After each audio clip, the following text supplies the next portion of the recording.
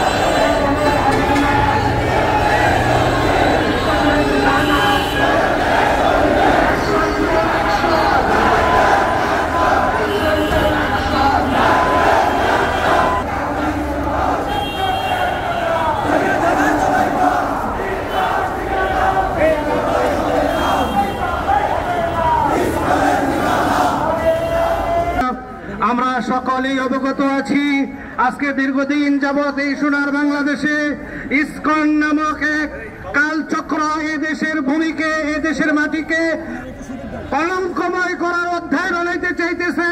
এই কলঙ্ক থেকে বাংলাদেশকে মুক্ত করে ছাড়বো ইনশাআল্লাহ। দায়িত্বশীল ভাই মোহাম্মদ আনোয়ার হোসেন। সম্মানিত তৌহিদি জনতা, আপনাদেরকে আমরা জানিয়ে রাখতে চাই, এই দেশ নিয়ে ষড়যন্ত্র করছে ভারত। সম্মানিত উপস্থিতি, আমরা আজকের এই সমাবেশ থেকে উগ্র হিন্দুত্ববাদী সংগঠন ইসকনকে এবং তাদের প্রভু ভারতকে স্মরণ করিয়ে দিতে চাই। এই দেশ মোহাম্মদ বিন কাসিমের দেশ, এই দেশ হাজী শরীয়তুল্লাহর দেশ, এই দেশ আল্লামা শফির দেশ, এই দেশ জুনায়েদ বাবুনগরীর দেশ, এই দেশ শহীদ নিজামীর দেশ, এই দেশ আল্লামা সাইদির দেশ। এখানে হায়দ্রাবাদ কিংবা সিকিম কায়েম করা যাবে না। আমরা আমাদের শেষ রক্তবিন্দু দিয়ে আমাদের লড়াই চালিয়ে যাব।